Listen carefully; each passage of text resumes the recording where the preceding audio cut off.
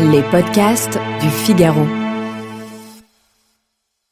Qu'elle soit pompeuse, passe-partout, minimaliste ou un brin obscène, l'étiquette collée sur la bouteille est censée en dire long sur la suite des opérations. Du moins, c'est ce que vous pensiez jusqu'à aujourd'hui, et c'est la raison pour laquelle je vous invite à écouter cet épisode jusqu'à la dernière goutte. Voici ce que les vignerons ne veulent surtout pas que vous sachiez.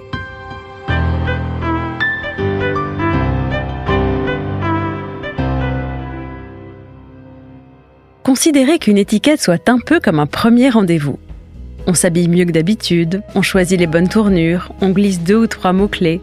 Bref, on essaie de se montrer sous son meilleur jour tout en ayant l'air parfaitement naturel. Mais en réalité, on vous ment.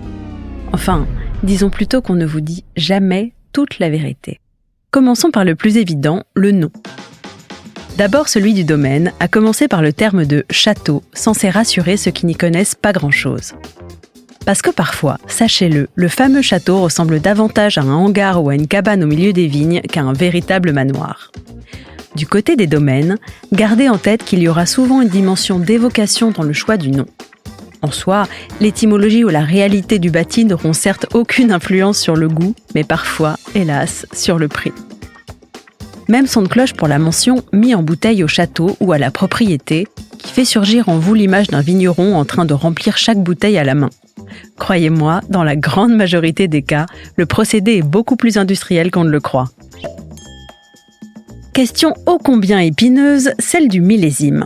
Entre ceux qu'on désigne comme le millésime du siècle, il y en a souvent plusieurs, je vous laisse juger par vous-même à quel point ça n'a pas de sens, les millésimes maudits qu'on laisse dans le fond de la classe avant de les ressortir fièrement pour affirmer qu'après des années d'errance, ils révèlent enfin toute leur noblesse, et enfin, ceux qui sont censés être bons ici et indigents là-bas, tout un salmigondis de croyances et de réputation qui laisse aux vignerons le loisir de réécrire l'histoire à leur façon.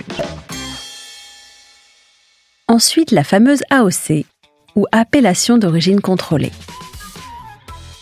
Indice de réassurance par excellence qui recouvre pourtant une réalité on ne peut plus bigarrée, avec des critères plus ou moins stricts selon les régions. En fait, quelques cases de cocher ne feront hélas jamais office de garantie de qualité. Alors oui, un meursault ou une côte rôtie vous apparaîtra toujours plus sexy, mais ne négligez pas pour autant le potentiel insoupçonné d'un brésème ou d'un collioure. Autre méprise de taille, la mention du cépage principal, brandi comme un étendard, un rassurant merlot ayant l'immense avantage de vous éviter de vous poser trop de questions. Seulement voilà, d'autres inconnus moins illustres viennent parfois se glisser dans l'assemblage sans qu'il soit obligatoire d'en faire mention. Prudence donc, avant de vanter l'extrême pureté de ce que vous pensiez être un 100% pinot noir. Venons-en au taux d'alcool, qui lui doit obligatoirement être inscrit noir sur blanc. S'il est aujourd'hui de plus en plus complexe de maîtriser des degrés ayant tendance à partir à la hausse d'année en année, sachez qu'une tolérance de 0,5 est communément acceptée, voire 0,8 pour des vins de plus de 3 ans. Ce qui peut faire une sacrée différence pour des vins titrant déjà à 14 degrés. Une zone grise que la plupart des vignerons balaient d'une petite blague, toujours la même, et en reprenant à leur compte le mode de comptage des manifestants. On est à 13,5 selon la police. Et maintenant, les fameux intrants.